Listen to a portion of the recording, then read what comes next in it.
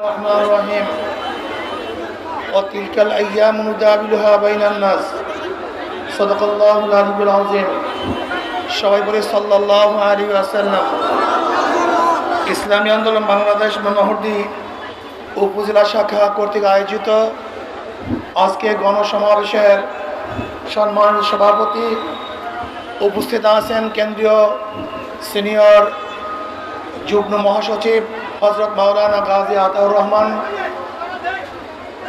সর্বস্তর ওলামায়ে কেরাম ও আমার দেশপ্রেমিক ইসলাম প্রিয় ভাইয়েরা, আবার আমরা এই দেশ 4 বার স্বাধীন করলাম। প্রথম ব্রিটিশ থেকে দেশ স্বাধীন হয়েছিল কিসের কারণে? ব্রিটিশরা মুসলমানদের সঙ্গে বৈষম্য করার কারণে। 1803 ইসাই সালে ব্রিটিশদের বিরুদ্ধে আন্দোলনের সূচনা করেছিল মুসলমান। সেই মুসলমানদের আন্দোলনের ভিত্তিতেই ব্রিটিশ এ দেশ থেকে পালাতে বাধ্য হয়েছিল। আমরা প্রথম স্বাধীন হয়েছিলাম, ভেবেছিলাম বৈষম্য দূর হবে, কিন্তু আমরা কে দেখলাম? ভারতের সংখ্যাগরিষ্ঠ হিন্দুরা মুসলমানদের সাথে বৈষম্য করার কারণে আমরা চিন্তা করেছি আমাদের আর একটা দেশের প্রয়োজন। কাজে মুসলমানদের আন্দোলনের ভিত্তিতে 47-এ পাকিস্তান নামীয় দেশ স্বাধীন করেছিলাম। ভেবেছিলাম এবার আর বৈষম্য থাকবে না, সম অধিকার বাস্তবায়ন হবে। কিন্তু কি দেখলাম? যে পশ্চিম পাকিস্তানিরা পূর্ব পাকিস্তানের মুসলমানদের সাথে, জনগণের সাথে বৈষম্য করতেছে। আমরা তাদের বিরুদ্ধে আন্দোলন করলাম, সংগ্রাম করলাম। 71-এ বাংলাদেশ নামই একটা দেশ আমরা স্বাধীন করলাম। ভেবেছিলাম এই বছর বৈষম্য দূর হবে, আমরা সবাই শান্তিতে থাকব, স্বাধীনতা অর্জন করব, আমরা সাম্য, মানবিক মর্যাদা, সামাজিক ন্যায় বিচার প্রতিষ্ঠা করব। এই 3 স্লোগানের ভিত্তিতে 71-এ আমরা দেশ স্বাধীন করলাম। কিন্তু কি দেখলাম? যে 2024 5ই আগস্ট পর্যন্ত যারা ক্ষমতায় ছিল তারা আমাদের সাম্প্রদায়িক সম্প্রীতি বজায় করতে পারে নাই, রক্ষা করতে পারে নাই। আমাদের শ্রমিকদের অধিকারকে ফিরিয়ে দিতে পারে নাই, আমাদের ছাত্র জনতার অধিকারকে ফিরিয়ে দিতে পারে নাই, পুরুষ মহিলাদের অধিকারকে বাস্তবায়ন করতে পারে নাই। আবারও আমরা আন্দোলন করলাম, সংগ্রাম করলাম। আবার 2024 5ই আগস্ট ফ্যাসিস্টের বিরুদ্ধে আন্দোলন করে আমরা আবার স্বাধীনতা অর্জন করলাম। কিন্তু আমরা কি দেখলাম? 5ই আগস্টের পরে আবারও দখলদারি, আবারও লুট, আবারও চাঁদাবাজি, আবারও মুফাজ্জলকে অবৈধভাবে ঢাকা ইউনিভার্সিটির মধ্যে হত্যা করা হয়েছে। আমরা কি দেখেছি? আবারও হাজারো হাজারো মামলা, অবৈধ মামলা দেওয়া হয়েছে। এর জন্য বাংলাদেশের জনগণ জীবন দেয় নাই, রক্ত দেয় নাই। এর জন্য বাংলাদেশের জনগণ আন্দোলন করে নাই। অর্থাৎ কারণটা কি? আমরা বারবার সরকার পরিবর্তন করেছি, আমরা বারবার নেতা পরিবর্তন করেছি, কিন্তু মানুষের ভাগ্য পরিবর্তন না হওয়ার কারণটা কি? এইটা আমাদেরকে বুঝতে হবে। আমরা বারবার আন্দোলন করেছি, সংগ্রাম করেছি, সব কিছু করেছি, কিন্তু আমরা বৈষম্য দূর করতে পারছি না। কেন? কারণটা কোথায়? এইটা মাথার মধ্যে নিতে হবে, মনে রাখতে হবে। তেঁতুল গাছ লাগিয়ে মিষ্টি ফলের আশা করা যায় না, মাদার গাছ লাগিয়ে আমের আশা করা যায় না। একজনের নাম এ, একজনের নাম বি, একজনের নাম সি।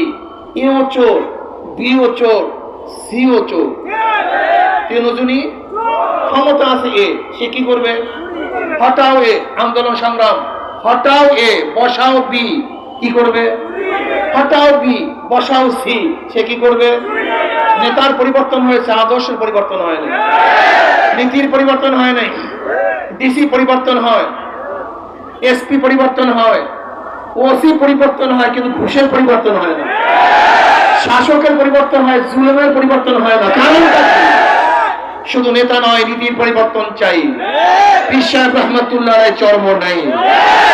শুধু এ বি সি পরিবর্তন করলে মানুষের শান্তি আসবে না। যতদিন পর্যন্ত আদর্শ ভিত্তিক নেতৃত্ব ক্ষমতায় না যাবে, নীতিবান ব্যক্তি যতদিন পর্যন্ত ক্ষমতায় না যাবে, ততদিন পর্যন্ত লুট, পাট, অরাজকতা, ধর্ষণ, গুম, খুন বন্ধ হবে না। এজন্য কি চাই? আমরা চাই নীতি ও আদর্শবান ব্যক্তি। চোরের মাধ্যমে চুরি বন্ধ করা যায় না, ডাকাতের মাধ্যমে ডাকাতি বন্ধ করা যায় না, ধর্ষকদের মাধ্যমে ধর্ষণ বন্ধ করা যায় না। আপনারা জানেন দুর্নীতিবাজদের মাধ্যমে দুর্নীতি বন্ধ করা যায় না। এজন্য যেই ব্যক্তি দুর্নীতিবাজ নয়, আল্লাহকে ভয় করে, আল্লাহর সামনে দাঁড়িয়ে হিসাব দেওয়ার দিনকে ভয় করে, যার রক্তের মধ্যে হারাম নাই, যার হাতের মধ্যে খুনের রক্ত নাই, যারা চুলন করে না, অত্যাচার করে না, অবিচার করে না, এরকম মানুষের নেতৃত্ব যতদিন পর্যন্ত প্রতিষ্ঠিত না হবে ততদিন পর্যন্ত আন্দোলন করবেন, সংগ্রাম করবেন, মানুষের ভাগ্যের পরিবর্তন হবে না। এজন্য আমরা কি চাই? খোদাভীরু, মুত্তাকি, আল্লাহকে ভয় করে এরকম নেতৃত্বকে আমরা ক্ষমতায় বসাতে চাই। এই ইসলামী আন্দোলন বাংলাদেশ শুধু নেতা নয়, নীতির পরিবর্তন চাই, এই স্লোগানকে সামনে নিয়ে অগ্রসর হচ্ছে। যদি ইসলাম হুকুমাত কায়েম হয় তাহলে মানুষের ভাগ্যের পরিবর্তন হবে, সমস্ত গরিবরা দরিদ্র সীমার উপরে চলে যাবে। বর্তমান অর্থনীতি গরিবকে গরিব বানায়, ধনীকে ধনী বানায়। আপনি ব্যাংকে টাকা আনার জন্য যাবেন, ব্যাংকওয়ালা বলবে মর্গেজ আছে, আপনি বলবেন আমার কাছে টাকা নাই, আমি গরিব মানুষ। আপনার জন্য টাকা না, যার টাকা আছে ব্যাংক তাকেই টাকা দেয়, গরিবকে টাকা দেয় না। ব্যাংক কাকে টাকা দেয়? যার আছে, ব্যাংক তাকে টাকা দেয়। 1 লক্ষ টাকা আছে, 1 লক্ষ টাকা ব্যাংক দেয়। যাকে ব্যাংক লোন দিছে তার লোন মাফ হয়, তারই ইন্টারেস্ট মাফ হয়। তাহলে ধনী 4 বার ধনী হয়, আর গরিবের পেটে 5টা লাথি পড়ে। আগে থেকে 1 লক্ষ টাকা ছিল না 1 লাথি, ব্যাংক থেকে 1 লক্ষ দেয় নাই 2 লাথি, তার লোন মাফ হয় নাই 3 লাথি, তার ইন্টারেস্ট মাফ হয় নাই 4 লাথি। আর যেই বড় লোকের টাকা মাফ করা হয়েছে, যদি ওই টাকাগুলি বাংলাদেশ ব্যাংকে থাকতো তাহলে বাংলাদেশের নাগরিক হিসাবে গরিবের একটা অংশ সেখানে ছিল। কিন্তু বড় লোকদের টাকা মাফ করার কারণে গরিবের পেটের মধ্যে 8 লাথি, তাই গরিব লাথিকে 5টা আর বড় লোক ধনী হয় 4 বার। বর্তমান অর্থনীতি কোনোদিন গরিবকে ধনী বানাতে পারে না, গরিবকে গরিব বানাবে, ধনীকে ধনী বানাবে। ইসলামী অর্থনীতি অ্যাপ্লাই করা হয়, ইসলামী অর্থনীতি প্রতিষ্ঠা করা হয়। আমি চ্যালেঞ্জ দিয়ে বললাম, আগামী 5-10 বছরের পরে একজন গরিব অবস্থায় থাকবে না, সমস্ত দরিদ্র সীমার উপরে চলে যাবে।